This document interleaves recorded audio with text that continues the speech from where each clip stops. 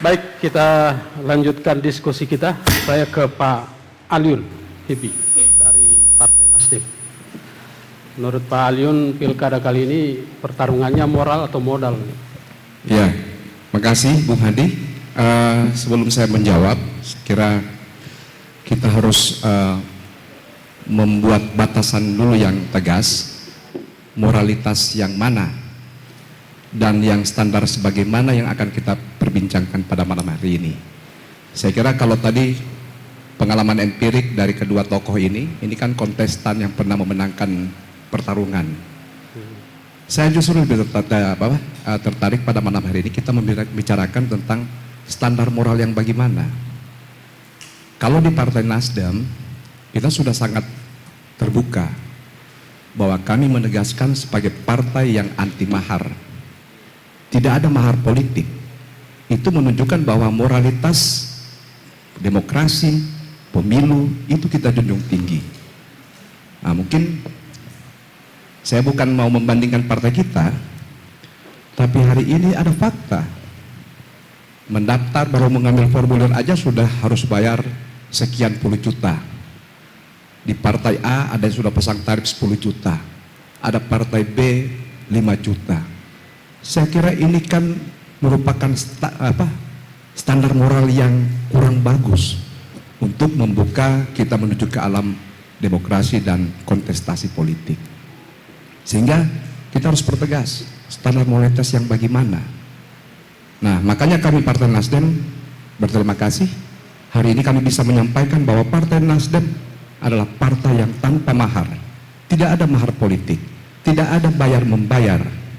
Karena kami ingin menegaskan demokrasi dan kontestasi adalah pesta untuk rakyat. Kita menghadirkan pemimpin yang benar-benar berkualitas, berkapasitas, tentunya juga punya modal politik yang kuat.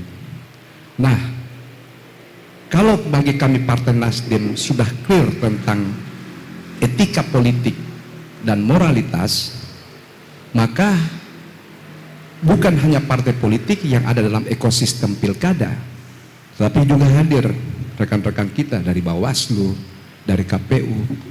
Mengapa saya mengawali dengan standar kualitas?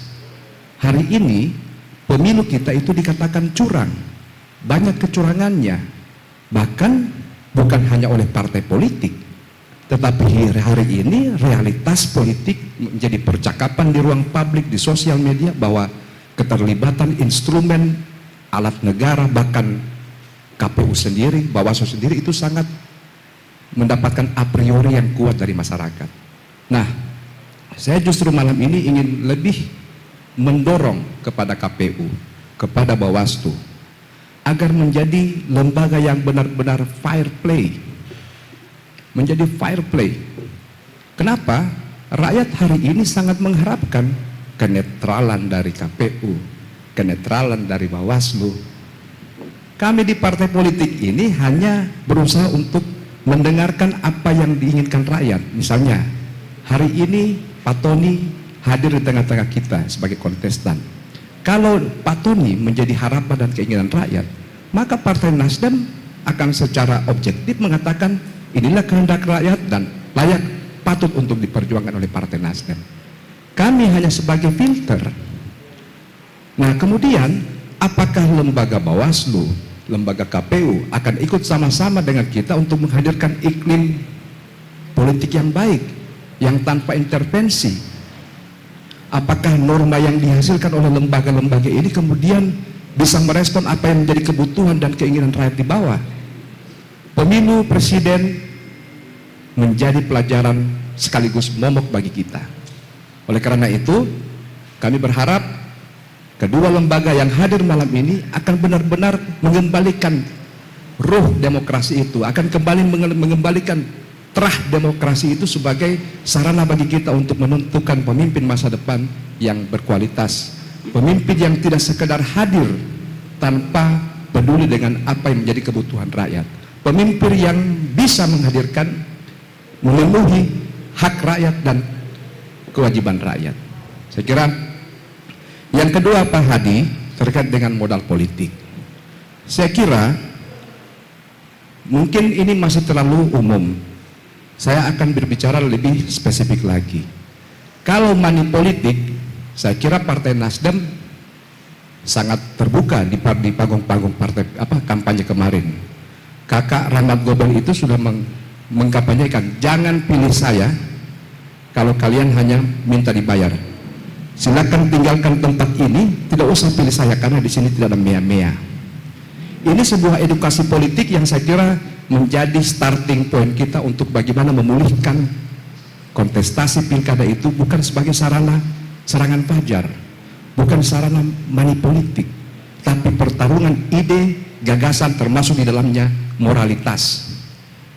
Nah, sebagai partai tentunya kami harus diperhadapkan dengan tindakan-tindakan dan upaya-upaya pemenangan.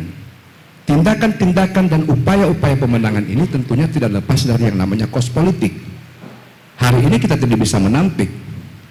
Untuk membayar sebuah lembaga survei itu bisa miliaran.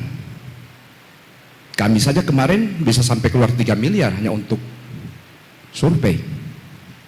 Belum kita berbicara tentang perangkat, atribut-atribut kampanye, dari flyer, baliho, spanduk, iklan TV, iklan sosial media, kaos, penyelenggaraan kampanye, dari pergerakan tim sukses dari titik 1 ke titik 2 ke titik 3, itu bukan biaya yang sedikit.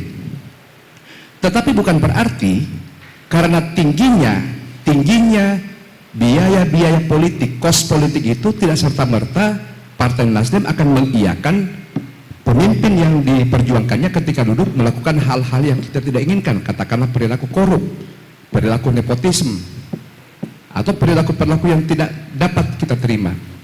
Tentu Partai Nasdem sebagai partai yang sifatnya komando itu sangat tegas. Tidak ada ampunan bagi mereka yang melakukan tindakan korup.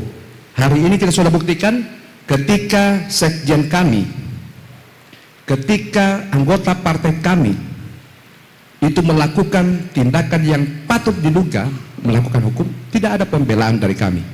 Hari ini terbukti juga ketika Hamim Pou dijoblaskan ke penjara, kita mengatakan itu adalah sebuah tindakan murni hukum. Karena keberpihakan kita adalah bagaimana mengembalikan kepercayaan rakyat kepada partai politik. Dan Nasdem memposisikan dirinya sebagai candra di muka dalam soal itu. Nah, kembali kepada konteks modal tadi. Tidak bisa dinafikan ketika ada calon yang akan maju, yang ditanyakan duluan apa? Bisa melakukan kampanye berapa kali? Kenapa dilakukan survei? Yang survei itu kan tujuannya untuk membedah di manakah potensi keunggulan, di mana potensi kelemahan, di sektor basis mana dia lemah, dan kemudian di situ membutuhkan treatment. Nah, treatment ini membutuhkan yang namanya kos politik. Nah itu. Jadi kalau money politik no, kos politik fardu, wajib.